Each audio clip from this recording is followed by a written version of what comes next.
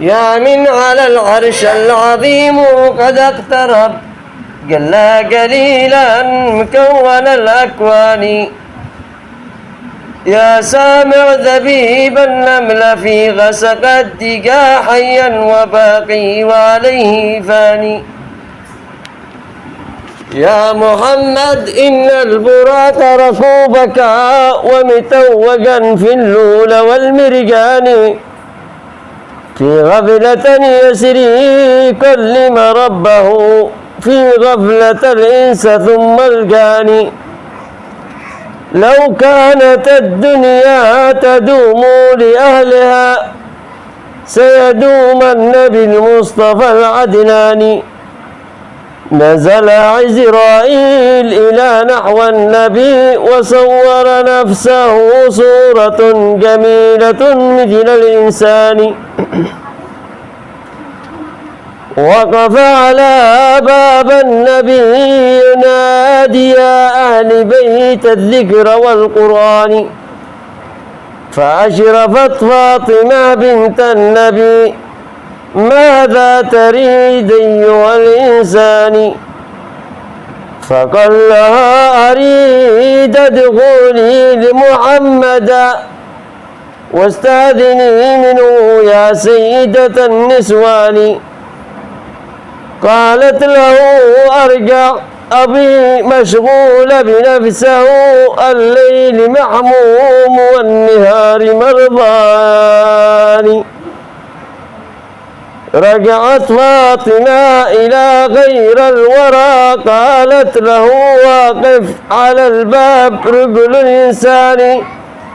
فقال لها يا فاطمة لو تعلمي هذا الأجل مرسول من الرحمن.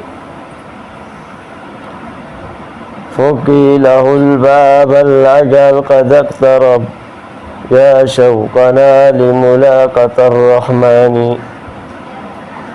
فكي له الباب الأجل قد اقترب يا شوقنا لملاقة الرحمن.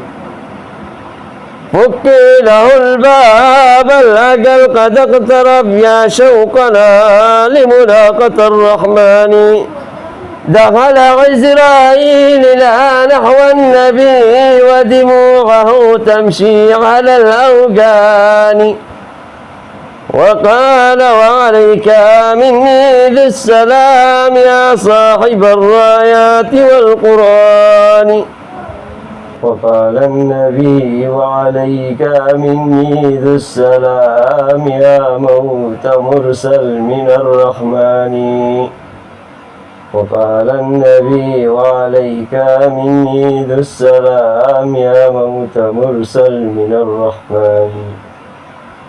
وقال النبي وعليك مني ذو السلام يا موت مرسل من الرحمن. فقال له الله أرسلني إليك وقال لي في قبض روحك يا محمد ما ترى إن شئت أقبض روحك برأفة وإلا يا محمد اجعلني زائرا. سكت النبي ولم يرد جوابه حتى أتى أمره وفكر.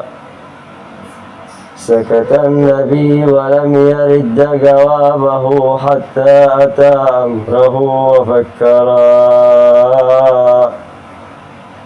صاح النبي من لسانه من صدره يا أيها الملك الموكل بادرا. وعشية مات الحبيب محمدا بكت عليه ملائكة السماء.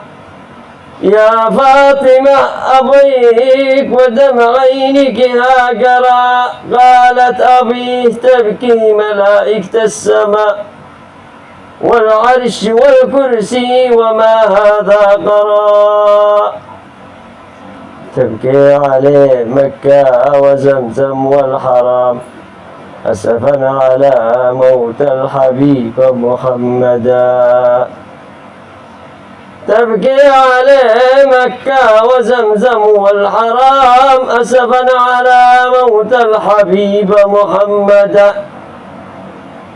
الشمس والقمر المنير تحيرا أسفا على موت الحبيب محمدا.